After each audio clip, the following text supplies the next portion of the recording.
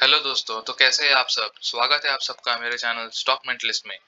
हम आज इसके बारे में बात करने जा रहे हैं हैप्पीएस्ट माइंड्स, जो कि यहाँ पे एएसएम लिस्ट के बाद जो है यहाँ पे गिरावट चालू हो गई। अब ये गिरावट जो है काफी ज्यादा नीचे जा सकती है या नहीं जा सकती है, उसके बारे में आज डिस्कस करेंगे, क्योंकि ये कंपनी अपना ऑल टाइम हाई जो है 1580 का लगाया और फिर गिरावट जो है इसमें चालू है।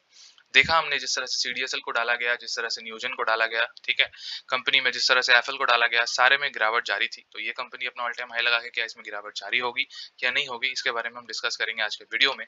और बताएंगे आपको कि कंपनी में जो है क्वार्टर वन के रिजल्ट्स को लेके क्या अनाउंसमेंट हुई है इनके बोर्ड ऑफ डायरेक्टर्स के द्वारा, और बताएंगे कि इसमें क्या करंट पोजीशन पे लेवल लेना सही है, मतलब एंट्री लेना सही है, या फिर आप वेट कर सकते हो, कंपनी थोड़ा और करेक्ट हो सकती है, या फिर जो इन्होंने लेके रखा हुआ है उनका क्या यहाँ पे माइंडसेट होना चाहिए। तो सारा कुछ करूंगा क्लियर इस वीडियो में। तो चलिए बिना किसी देरी के शुरू करते हैं। अगर आपको मेरा काम पसंद आता है तो आप सब्सक्राइब कर सकते हो मेरे चैनल स्टॉक मेंटलिस्ट को, और अपना प्यार और सपोर्ट बनाए रखिए, ठीक है, और बेल आइकन को हिट कर देना ताकि आपके पास नोटिफिकेशन सही टाइम पे पहुंचे। Happiest minds, sir happiest mind देख पा रहे हो, मैक्सिमम चार्ट पैटर्न काफी अच्छा, बहुत देर कंसोलिडेशन फेज में रही, उसके बाद जो कंपनी ने रफ्तार पकड़ा काफी ऊपर गई है। 1500 का स्टॉक हाल ही में मतलब कुछ महीनों में काफी अच्छा रिटर्न देके गई। अब 6 महीनों के पैटर्न देखोगे 287% का रिटर्न सिर्फ 6 महीनों में देके गई है कंपनी। मतलब जनवरी से जो भागना स्टार्ट किया कंपनी ने, रुकने का नाम नहीं लिया है, ठीक है। मैक्सिमम चार्ट पैटर्न देख लेते हैं तो 288% का ये तो दिख रहा है यहाँ पे। घटियल आईपीओ से बात करें तो 600% के 700% के ऊपर का यहाँ पे रिटर्न देखने को मिल जाता है, क्योंकि इनके आईपीओ भी काफी अच्छे तरीके से सब्सक्राइब हुए थे। तो बेसिकली एक मिड कैप रेंज की कैटेगरी है। अगर हम देखते हैं मिड कैप में लाई करती है, 19,000 करोड़ का मार्केट कैप है। पी अगर हम देखें तो स्लाइटली बहुत ज्यादा दिखता है। मिड कैप कंपनी की रेंज जो होती है वो बेसिकली 40 से 50 का पी रखती है। इनका पी काफी ज्यादा नजर आता है 121 का। डिविडेंड यील्ड 0.22 का नजर आता है। तो अब करना क्या है सर, इसको एएसएम लिस्ट में डाला गया है। एएसएम लिस्ट के रिलेटेड क्या न्यूज निकल के आ रही है अगर मैं आपको बता दूं, तो एएसएम लिस्ट में अगर आप देखोगे यहाँ पे हैप्पीएस्ट माइंड 148वें पोजीशन पे हैप्पीएस्ट माइंड स्टेज 1 में रखा गया है। स्टेज 1 क्या है सर, स्टेज 1 जो है वो चीजें हैं, यहाँ पे मैंने आपको बताया कि एएसएम जो होता है वो दो कैटेगरी की होती है, एक लॉन्ग टर्म कैटेगरी की होती है और एक short term. Long term category में जो है कंपनी को रखा गया है स्टेज 1 में। तो बेसिकली जो है स्टेज 1 में रखा गया है कंपनी को। अब वो जो है 4 स्टेज से गुजरेगी, एक एक हफ्ते का विंडो रहता है। एक एक हफ्ते में उसको एनालाइज किया जाएगा कि किस तरह से जो है यहाँ पे उसमें डिलीवरी उठाई जा रही है, प्लस उसके प्राइस वेरिएशन कैसे हैं, प्लस उसमें यूनिक आइडेंटिफिकेशन नंबर से ट्रेडिंग हो रही है या नहीं हो रही है। सारा कुछ जो ये जो है सेबी उसमें इन्वेस्टिगेट करेगी एएसएम के दौरान जो जो लिस्टिंग होती है। तो आपको पता ही होगा एएसएम में क्या क्या होता है। तो एएसएम में आने के कारण क्या होता है ना, कि कंपनी में जो है यहाँ पे इंट्राडे बंद हो जाता है, यहाँ पे ट्रेडिंग वॉल्यूम जो है दिखाना बंद हो जाता है, कंपनी कितने डिलीवरी उठाई गई कितनी नहीं गई वो सब यहाँ पे बंद हो जाता है। अगर आप देख पाओगे, अगर मैं इनके एनएससी की वेबसाइट में चला जाऊंगा, आप ट्रेड स्नैपशॉट देखोगे, यहाँ पे क्लिक करोगे तो यहाँ पे दिख रहा होगा, क्योंकि इसमें जो है वो एएसएम लिस्ट के कैटेगरी 1 में रखा गया है, ठीक है। कैटेगरी 4 में अगर होता ही है, मतलब स्टेज 4 में अगर होता तो ये सब दिखता नहीं आपको। हैप्पीएस्ट माइंड का किस तरह से डिलीवरी उठाया गया आप देख पा रहे हो यहाँ पे। 46% की डिलीवरी उठाई गई, 19 लाख का क्वांटिटी ट्रेड हुआ आज, जिसके बिहाफ में 9,02,000 की क्वांटिटी उठाई गई। 46% की डिलीवरी यहाँ पे नजर आ रही है। इनके इनके फाइनेंशियल रिजल्ट्स को लेके क्या इंपॉर्टेंट न्यूज निकल के आ रही है सर, 28 जुलाई को ये कंपनी अपना क्वार्टर 1 का जो रिजल्ट है वो पब्लिश करने जा रही है। मतलब नेक्स्ट वीक जो है वो धमाका होने वाला है। और किस तरह से इनका क्वार्टर 1 का रिजल्ट होगा इसके ऊपर पूरा डिपेंडेंट करता है कि कंपनी जिस तरह से रैली ली है उसको सस्टेन कर पाएगी या फिर नहीं, क्योंकि कंपनी बहुत ज्यादा भागी है। आपको पता ही होगा रिसेंट में कंपनी 1000 से कैसे 1500 हो गई पता ही नहीं चला, ठीक है। देख पा रहे हो ना, 25 जून को जो है यहाँ पे 941 का कंपनी आज जो है सिर्फ एक महीने के अंदर जो कंपनी 25 जून, अभी कितने दिन हुए हैं, अभी 23 जून जा रहा है, 23 जुलाई जो जा रहा है, तो 1500 के आसपास की कंपनी चली गई।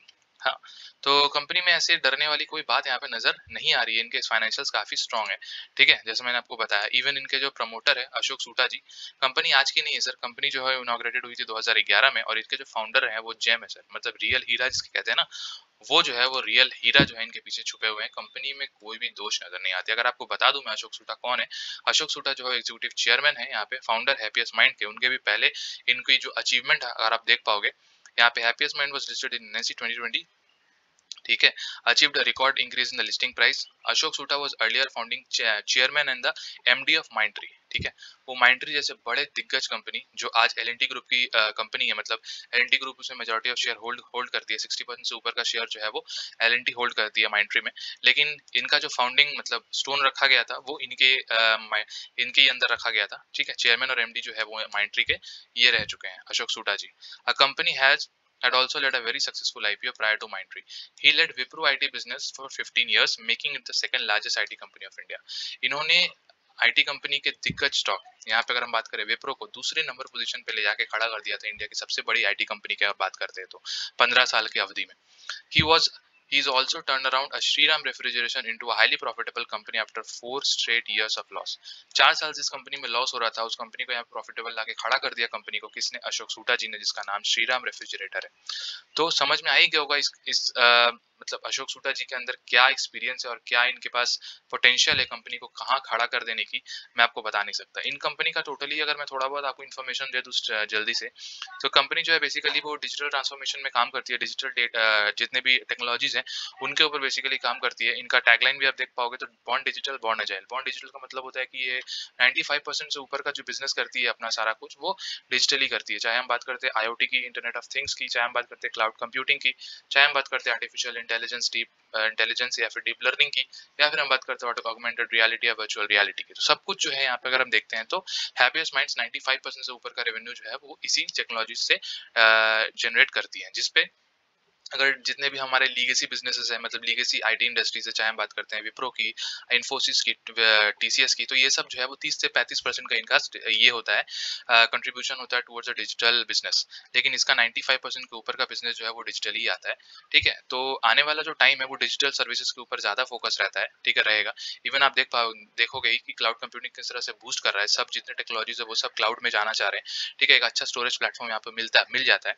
तो कंपनी काफ़ी अच्छे तरीके से यहाँ पे ग्रो कर रही है टेक्नोलॉजी की अगर हम बात करते हैं, डिजिटल ट्रांसफॉर्मेशन की अगर हम बात करते हैं तो जितने भी अलग अलग बिजनेसेस है वो भी ट्राई कर रहे हैं, मगर इनका जो है पूरा रेवेन्यू इसी से आता है, तो इनको काफ़ी ज़्यादा इंपॉर्टेंस मिल सकती है फ्यूचर में भी जाके। ठीक है, कंपनी के फाइनेंशियल्स भी अच्छी नजर आते हैं, अगर मैंने आपको दिखाया भी इसके भी पहले। ठीक है, कंपनी में घबराने की यहाँ पे कोई भी आवश्यकता नहीं है। कंपनी अगर आप देखोगे प्रॉफिट ग्रोथ 114% के हिसाब से सीएजीआर के टर्म्स में ग्रोथ हो रही है over the last 5 years. Profit growth outstanding है सर, आउटस्टैंडिंग। इससे अच्छा प्रॉफिट ग्रोथ जो है मैंने नहीं देखा, मतलब बहुत ही भयानक प्रॉफिट ग्रोथ यहाँ पे देखने को मिल रहा है। Company has a good ROE of 3 years, 49.42% का यहाँ पे आरओई नजर आता है, जो कि बहुत ही अच्छी बात है। हाँ, कंपनी थोड़ी महंगी नजर आएगी, पी बहुत ज्यादा भागा हुआ है।